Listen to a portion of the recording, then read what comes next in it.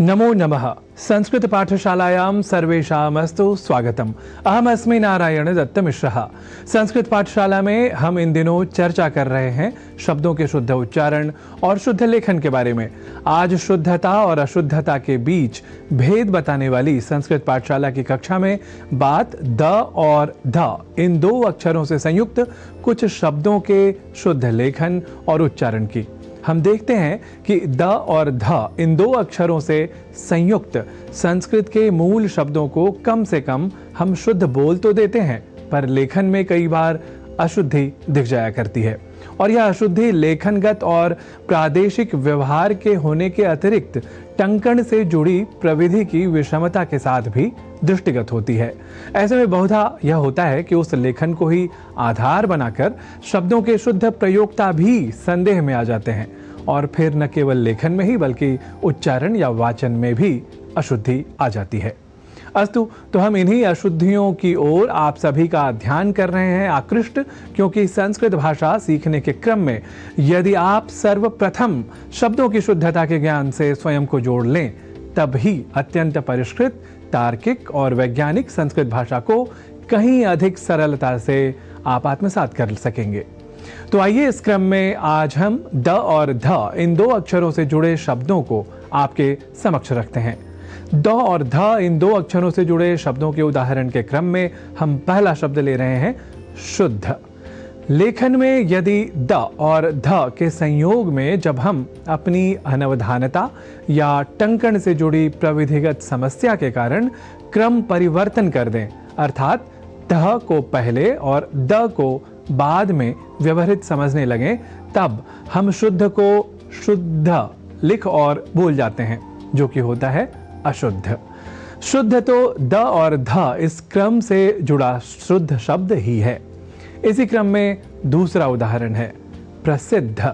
यहां भी यदि हम द और ध के संशुद्ध क्रम को असावधानीवश परिवर्तित स्वरूप में समझ जाएं, तो हो जाएगी हमसे अशुद्धि, अर्थात प्रसिद्ध को प्रसिद्ध इस स्वरूप में यदि हम लिख जाएं या लिखा पाएं, तब हम कई लोगों को इस शब्द के शुद्ध स्वरूप के विषय में भ्रांत कर जाएंगे। तो ऐसा हमसे चाहे अनचाहे न हो, एतदर्थ अपने विवेक का प्रयोग यदि स्वयं कर लिया जाए या संस्कृत पाठशाला की आज की कक्षा में बताए जा रहे शिक्षण बिंदु को यथासंभव आप याद रख सकें, तो अवश्य ही ऐसी अशुद्धि नहीं होगी। अर्थात प्रसिद्ध को प्रसिद्ध इस स्वरूप में न समझकर या न लिखकर हम प्रसिद्ध अर्थात द और बाद में ध इस अक्षर विन्यास से युक्त शब्द प्रसिद्ध का ही लेखन और तदनुसार शुद्ध उच्चारण करेंगे। ऐसे ही जहां द और ध इन दो अक्षरों की उपस्थिति है, उन शब्दों में एक शब्द युग्म जो अधिक व्यवहार में है, वह है रिद्धि सिद्धि।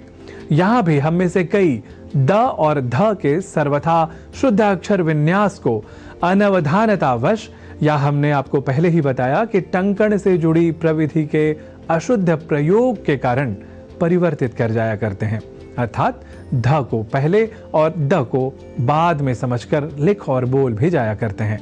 और ऐसे ही संस्कृत के इस शब्द का, या कहें कि संस्कृत के इस मूल शब्द का स्वरूप हम विकृत कर जाते हैं।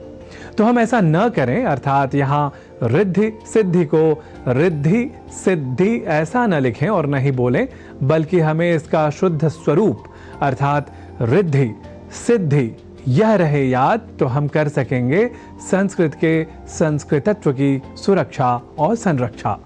तो हम शब्दों के शुद्ध उच्चारण और लेखन में रहें अधिक साकांक्ष। इसी उद्देश्य के साथ ही हम संस्कृत पाठशाला की कक्षा में आपको बताते चले आ रहे हैं कि संस्कृत को सीखने की पहली सीढ़ी या सोपान को हमें कर लेना है पहले पार, अर्थात शब्दों के शुद्ध लेखन और उच्चारण में बनना है हमें अधिक कुशल। इसे आप सदैव अपना लक्ष्य बनाएं। इसी निवेदन के साथ अद्यतन कक्षायाम एतावदेव। पुनरपि आयास्यामि इतोपि किमपि अधिकम् अवगमयितुं। तावत् सर्वेभ्यः अस्तु। नमो नमः।